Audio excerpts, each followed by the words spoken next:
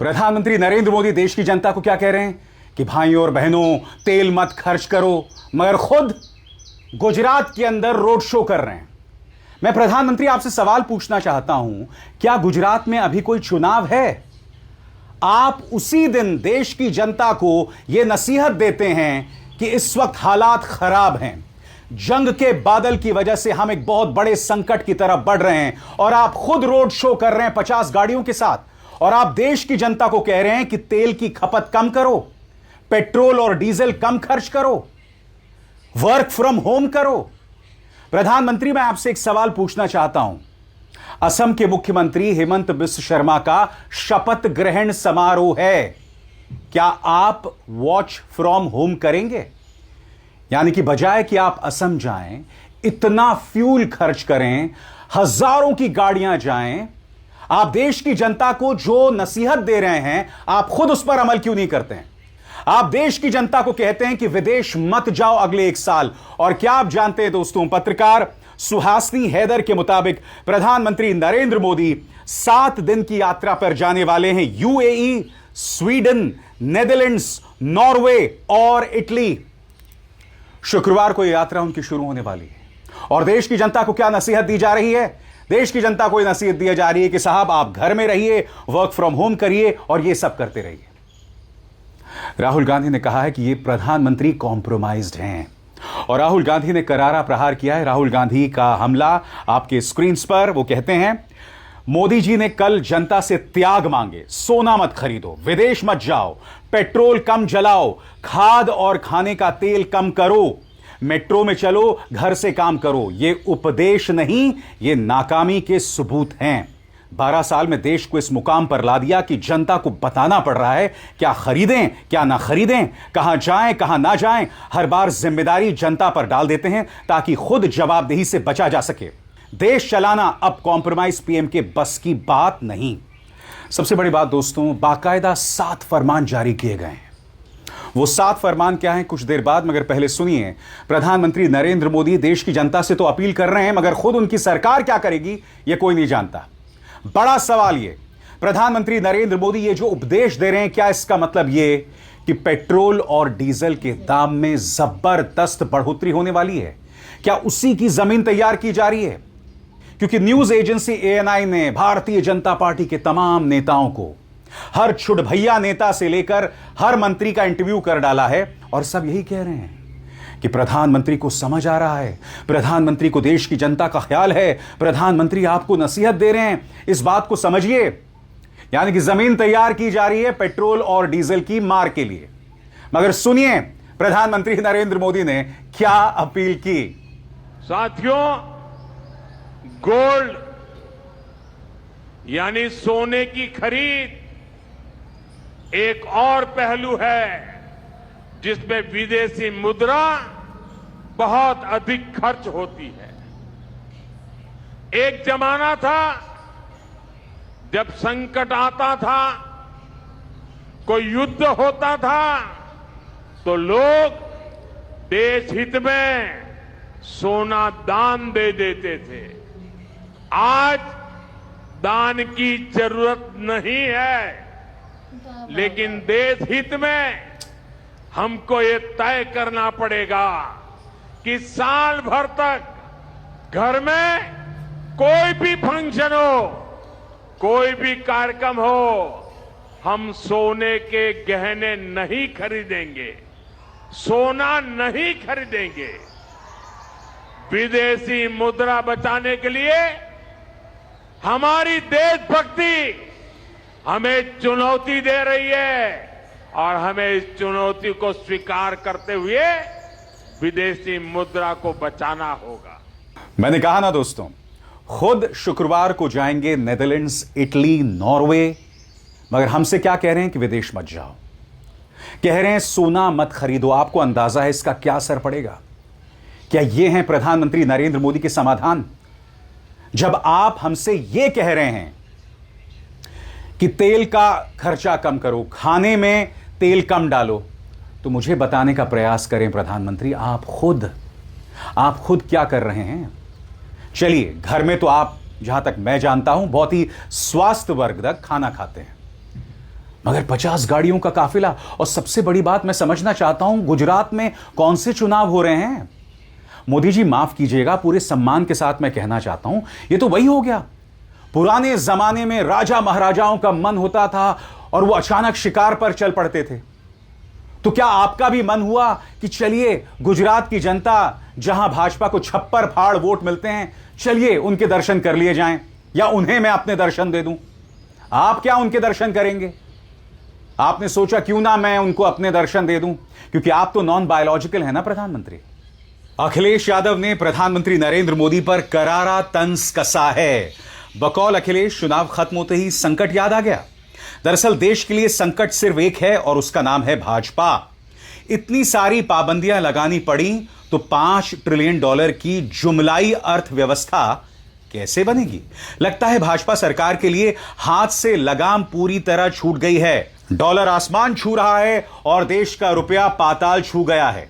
सोना ना खरीदने की अपील जनता से नहीं, भाजपाइयों को अपने भ्रष्ट लोगों से करनी चाहिए, क्योंकि जनता तो वैसे भी 1.5 लाख तोले का सोना नहीं खरीद पा रही है। भाजपाई ही अपनी काली कमाई का स्वर्णीकरण करने में लगे हैं। हमारी बात गलत लग रही हो तो लखनऊ से लेकर गोरखपुर तक पता कर लीजिए, या अहमदाबाद से लेकर गुवाहाटी तक। वैसे सारी पाबंदियां चुनाव के बाद ही क्यों याद आई हैं? भाजपाइयों ने चुनाव में जो हजारों चार्टर हवाई यात्रा करी, क्या पानी से उड़ रही थीं? वो क्या होटलों में नहीं ठहर रहे थे, या सिलेंडरों की फोटो लगाकर खाना बनाकर खा रहे थे? भाजपाइयों ने चुनाव में ही वीडियो कॉन्फ्रेंसिंग से प्रचार क्यों नहीं किया? सारी पाबंदियां जनता के लिए ही क्यों? देश कहे आज का, नहीं चाहिए भाजपा। उधर आम आदमी पार्टी के सांसद संजय सिंह ने भी प्रधानमंत्री पर करारा प्रहार किया है। सुना जाए। कभी 10,000 रुपए डाल दिया जाता है आपके खाते में, उसके बाद पटना की सड़कों पर नौजवानों को डंडों से पीटा जाता है। कभी चुनावों में आपको कहा जाता है न तेल की कमी है न गैस की कमी है, और चुनाव खत्म होते ही गैस के दाम बढ़ा दिए जाते हैं। आपको सलाह दी जा रही है तेल का इस्तेमाल कम करो, और ये सब कुछ देशभक्ति से जोड़ दिया जाता है। आप महंगाई में रहिए, देशभक्ति है। आप सोना न खरीदिए, देशभक्ति है। आप विदेशों की यात्रा न कीजिए, देशभक्ति है। सब कुछ देशभक्ति है। लेकिन मोदी जी बड़ी बड़ी रैलियां करेंगे, बड़ी बड़ी सभाएं करेंगे, लाखों लोगों को बसों में भर भर के लाया जाएगा, वहां तेल का भरपूर इस्तेमाल होगा, उसमें कहीं कोई दिक्कत नहीं होगी। विदेशों की यात्रा करेंगे, रोड शो करेंगे प्रधानमंत्री जी। आज ही से उनका रोड शो शुरू हो गया है, उसमें तेल की कोई कमी नहीं हो। और याद कीजिएगा दोस्तों, राहुल गांधी ने इसकी चेतावनी बहुत पहले दी थी, बहुत पहले दी थी। याद है या भूल गए? सुनिए उन्होंने क्या कहा था। और उस वक्त भी उन्होंने कहा था कि ये कॉम्प्रोमाइज पीएम है। सुना जाए राहुल गांधी की पुरानी चेतावनी। এটা ৰোড শ্ব'টো যে কৰিছে গুজৰাটত কৰিছে, আমি এতিয়া গুজৰাটতে আছোঁ। গোটেই দোকান পোহাৰ মানে যিখিনি দোকানৰ আগত ৰোড শ্ব' নকৰিবলৈ এইবিলাক দি থৈছে, বাৰাণ্ডা থাকে চব ভাঙিছে, চব কালাৰ কৰিছে, ষ্ট্ৰীট লাইটবিলাকত পূৰা আকৌ একদম জিকজাক জিকজাক লাইট লগাইছে। মুঠতে একদম এনেকুৱা লাগিব যেন এখন আমি যোন জেগাত আছোঁ নহয়, মানে এই অকণমান সময়ৰ কাৰণে ৰাস্তাটোদি যাব মাত্ৰ সেই কাৰণেই 3-4 দিন এসপ্তাহ পূৰা একদম কমপ্লিট পুলিচ গোটেই।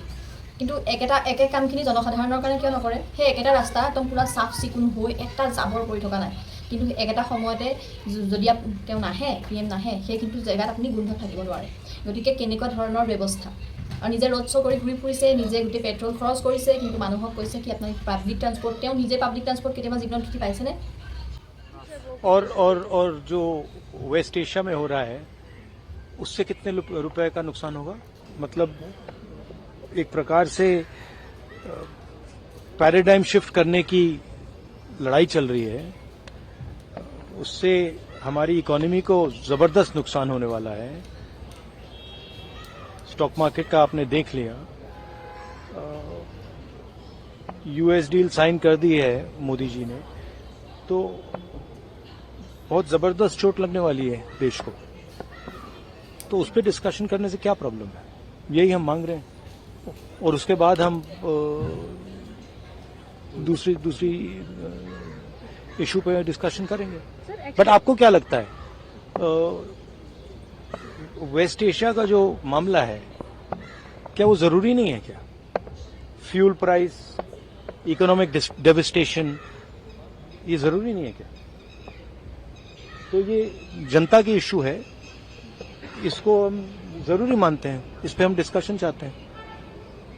उसके बाद स्पीकर पे जो मोशन है, ठीक है, उसको डिस्कस करेंगे, कोई प्रॉब्लम नहीं है। बट वो डिस्कशन करना नहीं चाहते हैं क्योंकि उसमें दूसरी बातें निकलेंगी, उसमें प्राइम मिनिस्टर की पोजीशन निकलेगी, प्राइम मिनिस्टर का जो पूरा कॉम्प्रोमाइज हुआ है, जो उन पर ब्लैकमेल किया जा रहा है, वो सवाल उठेगा, तो उसको डिस्कस नहीं करना चाहते। आपने देखा प्राइम मिनिस्टर भाग गए, पार्लियामेंट हाउस से भाग गए।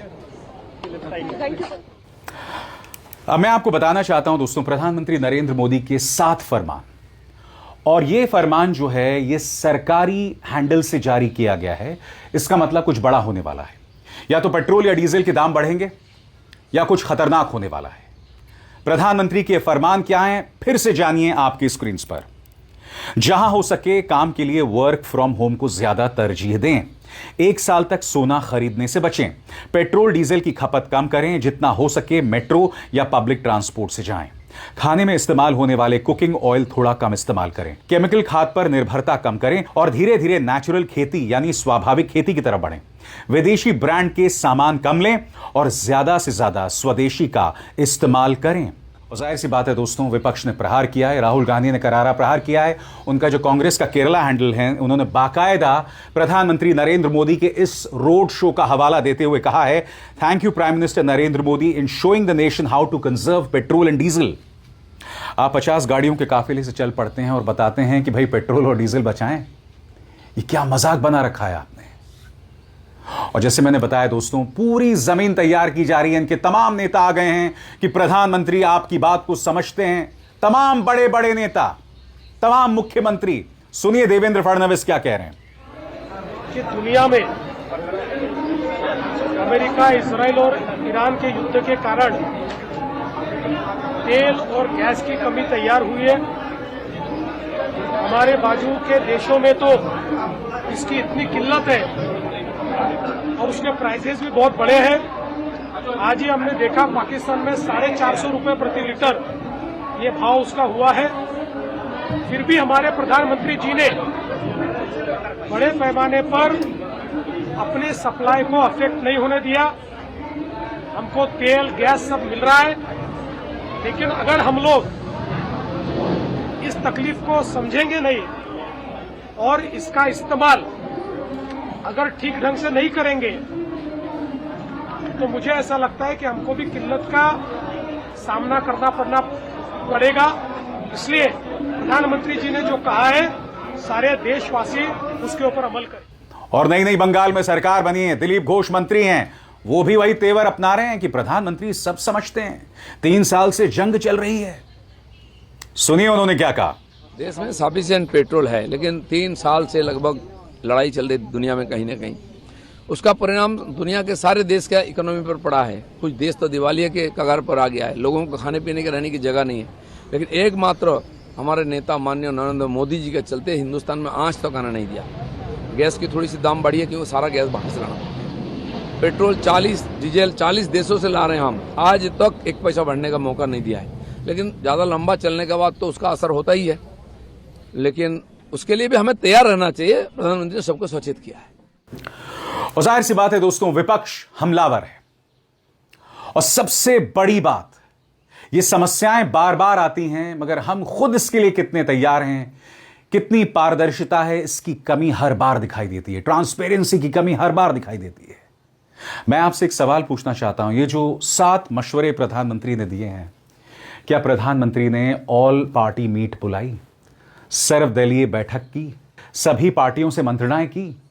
ये तो करना चाहिए ना, जब आप इतने बड़े कदम उठा रहे हैं। ये कोई नोटबंदी तो है नहीं, डिमोनेटाइजेशन तो है नहीं कि दुनिया को शॉक दे दिया जाए। आपने यही कोविड के दौरान किया। और सबसे बड़ी बात, प्रधानमंत्री नरेंद्र मोदी कोविड के जमाने की बात कर रहे हैं कि हमने कोविड में ऐसी तैयारी कर ली थी। प्रधानमंत्री, कोविड में आपने अचानक ऐलान किया था, गरीब मजदूर गुरुग्राम से बिहार की तरफ सड़क पर पैदल चल पड़ा था। मैं नहीं भूला हूं कि एक रेलवे प्लेटफॉर्म पर मजदूर लेटे हुए थे, यह सोचकर कि ट्रेन नहीं गुजरेगी, ट्रेन उनके ऊपर से गुजर गई थी। आप भूल गए? आप भूल गए कोरोना के टाइम त्राहिमाम जो अस्पतालों में मचा हुआ था, ऑक्सीजन नहीं मिल रही थी। क्योंकि देखिए, आपका तो एक ही तरीका है, मृतकों के आंकड़ों पर पर्दा डाल दो। आपने कुंभ में भी यही किया, कोविड में भी यही किया। दिल्ली रेलवे स्टेशन पे भगदड़ मचती है तो आप अस्पतालों के सामने बैरिकेडिंग कर देते हैं ताकि पत्रकार यह ना जान पाए कितने लोगों की मौत हुई है। आपका तो यही अंदाजे बयां है, भाजपा का यही अंदाजे बयां है। तो ट्रांसपेरेंसी लाइए साहब। आप वर्क फ्रॉम होम की बात कर रहे हैं, मैं तो 2018 से वर्क फ्रॉम होम कर रहा हूं। क्योंकि आपके जो कायर न्यूज चैनल हैं, किसी में हिम्मत नहीं है मुझे नौकरी पर रखने की, क्योंकि फरमान आपका था कि अभिसार शर्मा कठिन सवाल करता है, लिहाजा इसे कोई नौकरी ना दे। कोई कायर, कोई पिछलग्गू आपका मेरे पास नहीं आया और कहा कि आइए हमारे चैनल में काम कीजिए। तो सीधी सी बात प्रधानमंत्री, पारदर्शिता लाइए। बगैर पारदर्शिता के कुछ नहीं हो सकता। यह लोकतंत्र है, उसका मजाक बनाना बंद कीजिए। और यही वजह है कि राहुल गांधी कह रहे हैं कि यह एक कॉम्प्रोमाइज्ड पीएम है। सबसे बड़ी बात दोस्तों, प्रधानमंत्री के दोहरे मापदंड। कल आप जानते हैं मुख्यमंत्री विजय ने बतौर तमिलनाडु के मुख्यमंत्री का शपथ ग्रहण किया, साथ में राहुल गांधी थे। प्रधानमंत्री आप कह रहे हैं कि ऐसा कोई सगा नहीं जिसे कांग्रेस ने ठगा नहीं। प्रधानमंत्री नरेंद्र मोदी की आंखों में आंसू थे डीएमके के लिए, क्योंकि कांग्रेस ने उसका साथ छोड़ दिया। मैं आपसे एक सवाल पूछना चाहता हूं, इस डीएमके को आपने देशद्रोही, सनातन विरोधी, हिंदू विरोधी बताया, अब आप उसी डीएमके के लिए आंसू बहा रहे हैं। यह बात तो बिल्कुल हजम नहीं हो रही प्रधानमंत्री। सुनिए, डीएमके के लिए वो किस तरह से आंसू बहा रहे थे, क्योंकि तमिलनाडु की सत्ता में अब विजय के साथ, थलपति विजय के साथ राहुल गांधी हैं। सुनिए प्रधानमंत्री ने क्या कहा था। वो पहला मौका मिलते ही अपने साथियों के साथ भी विश्वासघात करती है, और इसलिए ही कहा जाता है कि कोई ऐसा सगा नहीं जिसे कांग्रेस ने ठगा नहीं। अभी तमिलनाडु में ही देखिए, 25-30 साल से कांग्रेस का डीएमके के साथ घनिष्ठ संबंध था। और याद कीजिएगा, इसी डीएमके के बारे में इन्होंने न जाने क्या क्या नहीं चलाया था प्राइम टाइम टेलीविजन में। उसे सनातन विरोधी, हिंदू विरोधी बताया था। प्रधानमंत्री को प्रॉब्लम यह है कि राहुल गांधी ने विजय के साथ हाथ मिला लिया ताकि विजय किसी भी कीमत पर एनडीए की गोद में जाकर ना बैठ जाएं। प्रॉब्लम है प्रधानमंत्री को राहुल गांधी के इस मास्टर स्ट्रोक से, इसलिए अब वो डीएमके के लिए आंसू बहा रहे हैं, जिसे वो लोग लगातार हिंदू विरोधी और सनातन विरोधी कह रहे थे।